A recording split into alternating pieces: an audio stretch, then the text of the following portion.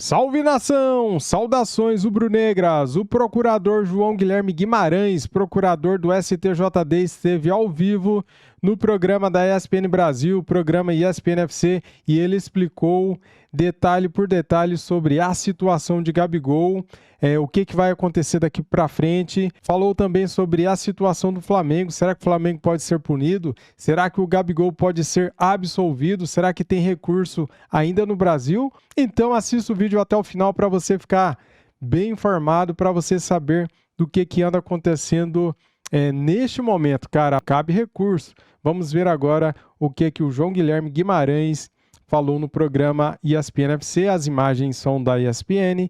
Link na descrição como créditos. Vamos lá, simbora. Esqueci de dar o play. Vamos lá. No nosso clube, no UFC, João Guilherme Guimarães Gonçalves, procurador do STJD, para a gente entender um pouco mais sobre esse caso do Gabigol. Doutor João Guilherme, muito obrigado por atender a gente aqui na ESPN. E gostei de ver que o senhor é atleta com a bicicleta ali atrás, então sabe das coisas do esporte, não só quando o assunto é lei. Boa noite.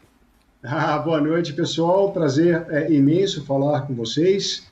De fato, o esporte ele está na veia, tá? Gosto muito, adoro o ciclismo, sou ciclista amador e gosto demais. O esporte ele precisa ser sempre protegido, tudo em nome da boa ética. E é um prazer estar aqui para falar com vocês, se é que eu consigo falar alguma coisa do caso. Pois é, a gente tem muitas dúvidas, né? Por exemplo, a primeira é esse caso. O Flamengo já soltou nota oficial que vai recorrer à Corte Máxima do Esporte na Suíça, o TAS. Esse processo é um processo lento? Dá para estimar quanto tempo isso demoraria para ser julgado na Suíça? Eu acredito que não dá para estimar quanto tempo demorará, né? De fato, o atleta ele optou, né? O Gabriel ele é um atleta de nível internacional, reconhecido pela Federação Internacional como de nível internacional. Então, ele tem essa opção, né? Ele poderia optar tanto pelo procedimento ordinário quanto o procedimento extraordinário. E o Gabriel optou pelo procedimento extraordinário, começando a sua primeira instância no Tribunal Pleno, e agora o recurso cabe ao caso, como muito bem dito por Vossa Senhoria, né? Esse de fato é o caminho, mas eu não conseguia te precisar, porque agora envolve uma outra instância, um outro tribunal que foge da nossa alçada, e ainda cabem aí embargos de declaração, né? Então o processo ainda não terminou no Brasil, isso precisa ser sempre bem lembrado, né? Ainda que os embargos, no meu sentir, sejam com chances remotas, né? Eles ainda existem, né? E não dá para estimar quanto tempo isso vai demorar para ocorrer. João Guilherme, é um nome conhecido aqui do nosso clube, né? Com certeza, falei com ele hoje, por sinal. Agora, Mauro, é um caso até raro, né? Esse tipo, né? Acho que é uma coisa que também a gente tem que levantar aqui, né? Sim, e eu gostaria de saber, pelo que eu entendi ali, doutor João Guilherme, o Gabigol poderia recorrer aqui ainda, antes de ir ao CAS, é isso? Por embargos de declaração. Uhum.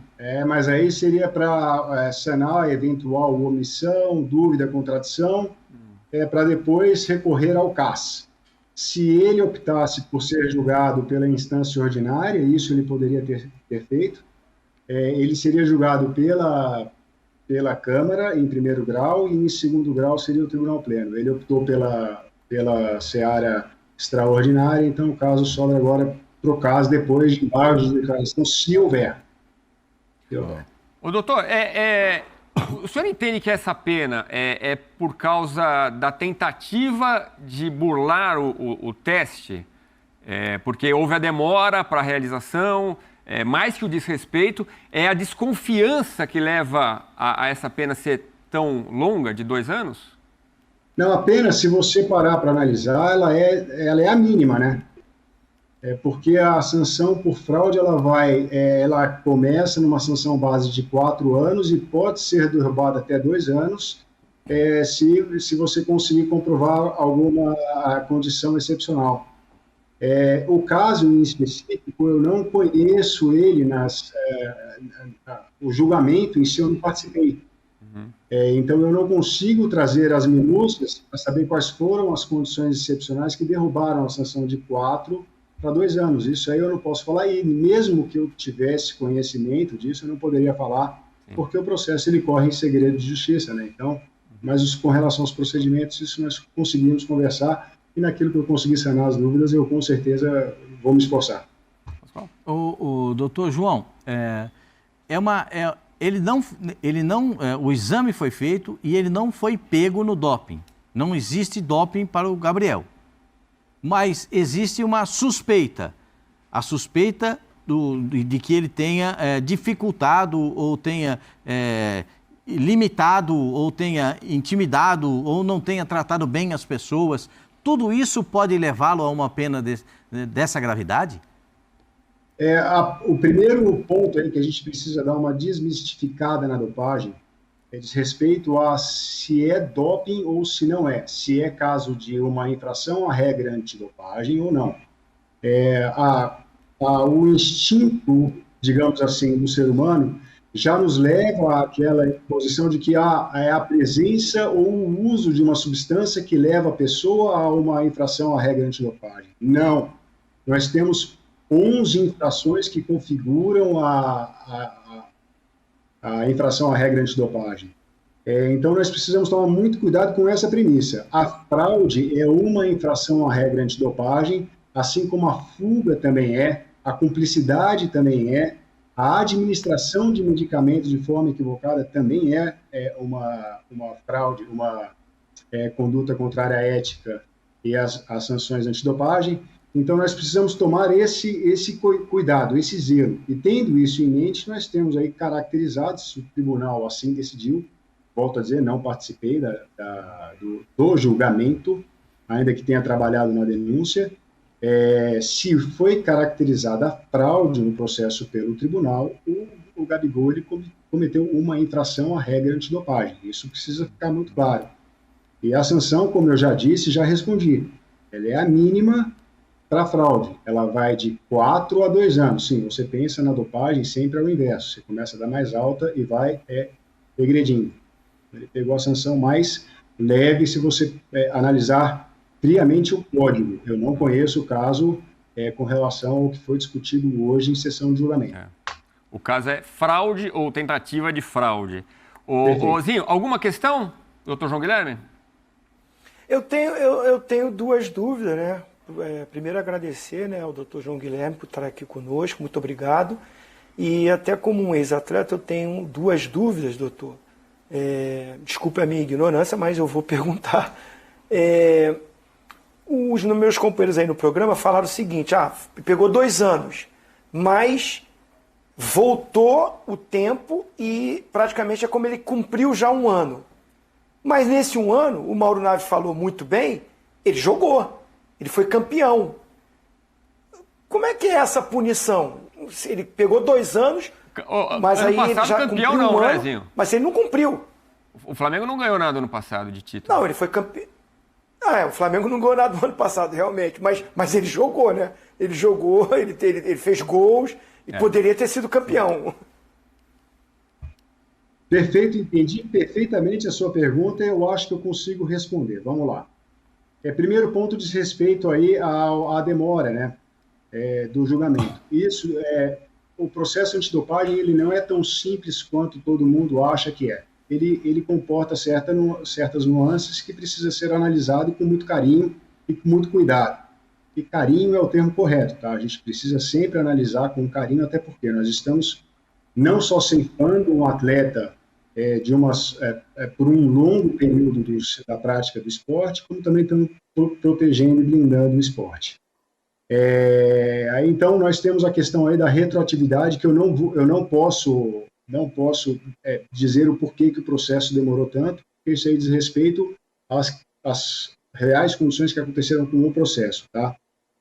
Mas a pergunta foi muito bem feita e ela deve ser muito bem respondida e eu espero que à altura. Um atleta em um esporte coletivo, ele não, se for flagrado dentro pela sua agremiação, ele não afeta a sua agremiação. Agora, se isso acontecer com mais de 2 atletas, aí você já pode afetar a coletividade.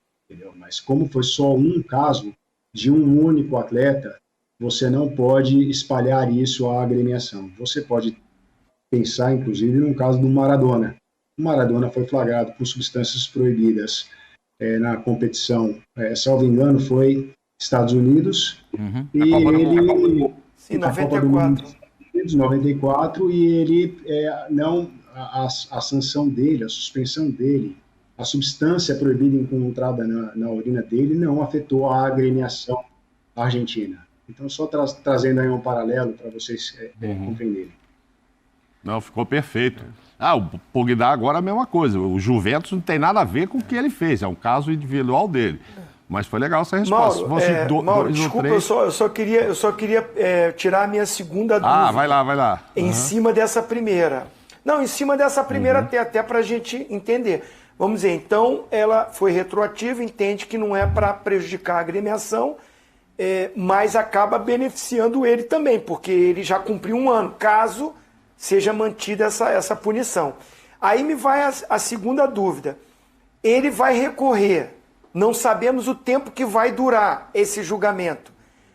Caberia um pedido de ele continuar exercendo a sua função até esse julgamento acontecer? Seria um efeito suspensivo? Porque a gente vê alguns casos, a gente vê em outras situações, não de doping. Mas é a pergunta, já que foi retroativo, não vai para o clube e ele acaba sendo beneficiado, porque ele exerceu a sua função nesse um ano.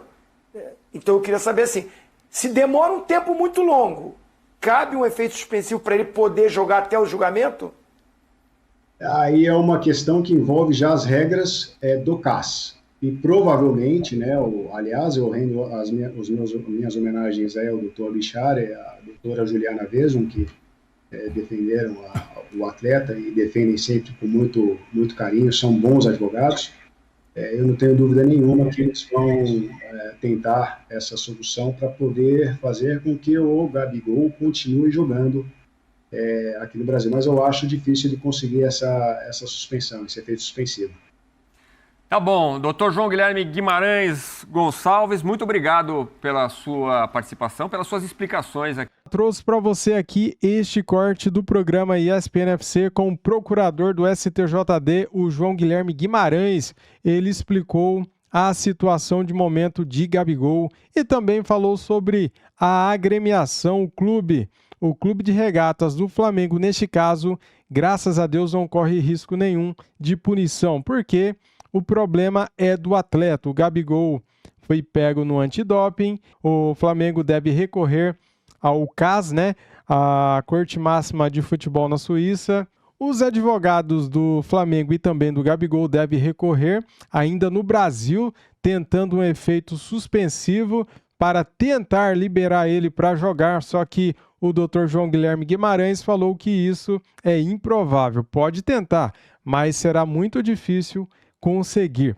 Se não conseguir, eles vão à Corte Máxima do Futebol na Suíça, o CAS, eles vão recorrer ao CAS para tentar diminuir a pena do Gabigol, que hoje é de 2 anos, porém, pelas normas deles, o Gabigol já cumpriu quase um ano, porque isso aconteceu no dia 8 de abril de 2023, daqui a pouco completa um ano, e ele cumpriria um ano de suspensão, pelo fato do tempo corrido contar. Isso é bom para o Gabigol, galera? A punição de 2 anos cairia para 1 ano praticamente, Agora, se o Flamengo conseguir diminuir esta punição para 6 meses, melhor ainda. Só que o contrato do Gabigol vai até dezembro deste ano. E como que ficará a situação do jogador com o clube? Acho eu que daí o Flamengo não vai renovar. Não sei o que vai acontecer. É improvável que o Flamengo renove com o Gabigol nestas condições. Muito obrigado a todos, saudações rubro-negras e até o próximo vídeo aqui do nosso canal. Fui!